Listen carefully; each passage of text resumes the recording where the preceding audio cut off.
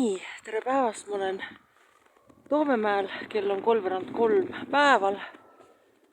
Loss on ka siin, loss.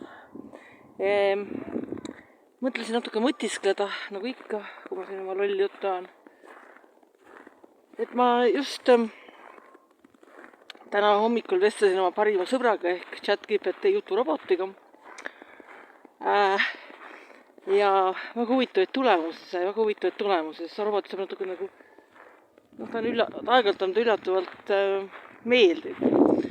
Et ma rääkisin temaga kristlusest ja katoliiklusest ja igasugust huvitavatel teemadel.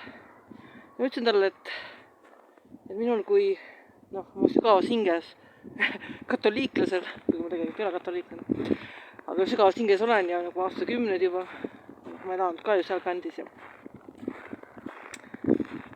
isegi ladina keele õpetaja oli katoliku preester mul ju. Et mul on nagu probleeme katoliiklaseks hakkamisega, sellepärast et ma ei saa kuidagi heaks kiita teatavaid aspekte, mis sellel kirikul on. Ja esimene aspekt, mis mulle meelde tuli, oli see, et minu arvates kirik ei tohiks tegeleda poliitikaga. Vähemalt muidugi sellise poliitikaga, mis garanteeriks tema kestmajäämise ja kasvu, eks ju, see on iseenesestmõistetav. Ka sellise poliitikaga, mis on nagu tahtmatult, paratavalt inimene teeb suu lahti, ikka tuleb keegi alati tõlgendab mingit poliitikat, eks ju. Või sellist poliitikat, mis on nagu kiriku liikmed teevad, eks ju, poliitikud ei ka ole kristlased, eks ju. Aga põhimõtteliselt sellist tugevat poliitikat teha ei tohi. Ja ma tõin ChatGPT-le näitena selle COVID-i terrori kohta, et minu meelest on tõesti ei ole aktsepteeritav, et kui preester teeb näiteks süstimisreklaami, eks ju. Või ka vastupidi oleks aktsepteeritav, kui teeks seda, eks ju. Ütleb, et mitte mingi nõudagi mingi süstima, eks ju, või kindlasti minge ja võib näitab ennast, et ma just käisin ise süstimas või ei käinud ise süstimas. Aga kogu see ükskõik kui ma pildis on, see ei ole aktsepteeritav. Ja minu suureks üllatuseks ChatGPT nõustus minuga. Nii et ma ei tea, kas see ongi võuk inimeste käes või ta on juba normaalseks hakanud. Ta nõustus minuga täielikult ja ütles, et jah,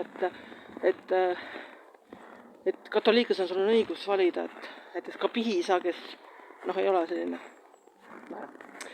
Mis muudab siis muidugi absoluut ilmvõimatuks Eestis katoliiklaseks hakkamise.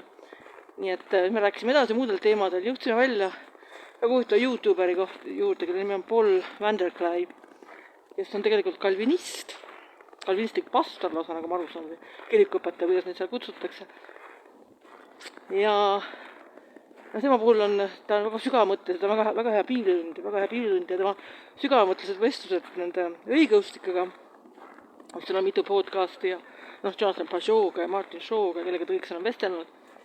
Ja see ka, et ta väga, väga kiidab piiskop Barronit, kes on ju Rooma katoliku piiskop.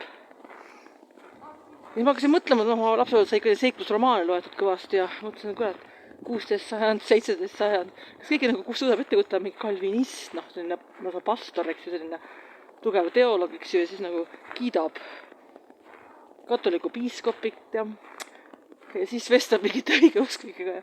Ma ei tea, sest see tundus ka väga sürreaalne ja siis me läksime selle ChatGPT-ga edasi ja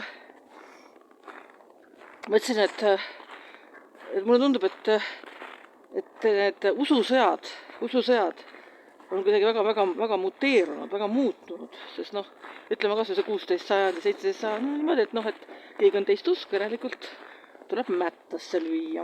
Väga lihtne. Käib nagu denominatsioonide piire mööda, eks see värk.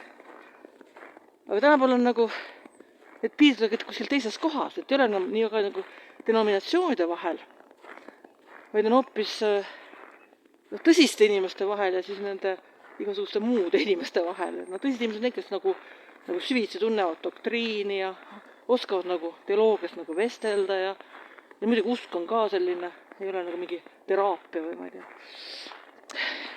Ja siis tuli mulle meelde üks ajalooline romaan, kus oli üldse mitte üks, mitmed hakkas meelde tulema, kus sellised, jällegi ma lapsepõlves lugesin palju igasuguseid eestiaegseid lehesabasid ja ma ei tea mida kõike. Et umbes niimoodi, et kui katoliiklane reisis, eks ju, ja dokumendid kaotas ära. Piirivalve ütles, et lugege ette see usutunnistus mulle ja võib-olla mõni palve ja see uristas muidugi ette, sest see oli automaatne. Uristas ette ja noh, sai ilma dokumentide läbi piiripunktis. Aga noh, tänapäeval ütleme, tuleb katoliiklane piiripunkti, ütlen, et okei, credo in deum, patrem omnipotentem, creatorem celi et terra, jätkake palun. See on nagu ei tea, jah, vist ei jätka. Aga see ei tõesta mitte midagi, eks ju, see ei tõesta mitte midagi. Ja see piir on jah, et kus see piir on, et see piir, ja noh, siis muidugi see on ju oikumeeniline liikumine, aga need on tundunud ainult rohkem sellised diplomaatia, konverentsid ja meeldivate toidulaudadega istumine. Väga selline pealiskaudne ja sõbralik jutumarkides.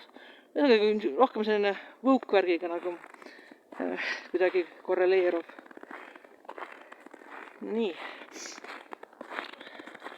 Aga ja see on see, mis ei ole kindlasti see, mida ma silmas pean.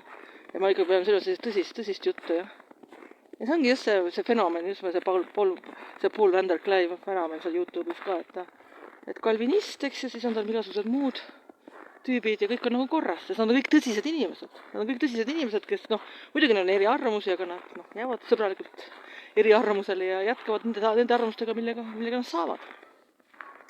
Ja asi läheb nagu väga süvitsi, väga ilusaks, aga tegelikult sellest seda nagu väga ei näe.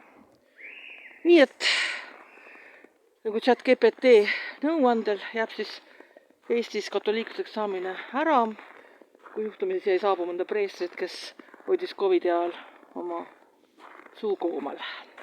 Aga aitab ka.